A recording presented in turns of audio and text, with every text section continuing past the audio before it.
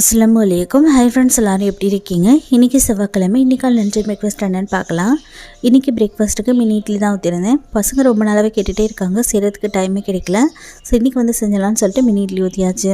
Mini இட்லியோடு சேர்த்து சாப்பிட்றதுக்கு பாசிப்பருப்பு சாம்பார் தான் செஞ்சுருந்தேன். பாசிப்பருப்பு சாம்பாரை இட்லியோடு இந்த மாதிரி தொட்டு சாப்பிட்றத விட ஊற்றி அள்ளி சாப்பிட்டோம் அப்படின்னா அவ்வளோ சூப்பராக இருக்கும். தோசையோடு சாப்பிட்றதுக்குமே ரொம்ப நல்லாயிருக்கும். ஏற்கனவே வெஜிடபிள் சேர்த்து பாசிப்பருப்பு சாம்பார் எப்படி செய்யணும்னு சொல்லிட்டு வீடியோ அப்லோட் பண்ணியிருக்கேன். ரிலேட்டட் வீடியோவில் கொடுக்குறேன், தேவைப்படுறவங்க செக் பண்ணிக்கோங்க. இன்றைக்கி வந்து ப்ளைனாக தான் செஞ்சுருக்கேன். இதுவுமே ரொம்ப நல்லா இருந்தது. ரெசிபி வேணால் கமெண்ட்டில் கேளுங்க. இன்றைக்கி வந்து ஹஸ்பண்ட்கான லஞ்சுக்கு நல்லா சுட சுட சோறு. நிறைய பேர் வந்து ஒரே கொஸ்டினை திரும்ப திரும்ப கேட்டிருந்தீங்க, இவ்வளோ சுடாக பேக் பண்ணுறீங்களே எதுவுமே ஆகாதான்னு சொல்லிட்டு. ஆற விட்டு பேக் பண்ணுறதுக்கு எனக்கு டைம் கிடைக்காது. இது வரைக்குமே நான் அந்த மாதிரி சுட தான் பேக் பண்ணி கொடுத்துட்ருக்கேன். கெட்டு போகிறதுக்கு வாய்ப்பும் கிடையாது. ஹஸ்பண்டும் எதுவும் சொன்னது கிடையாது.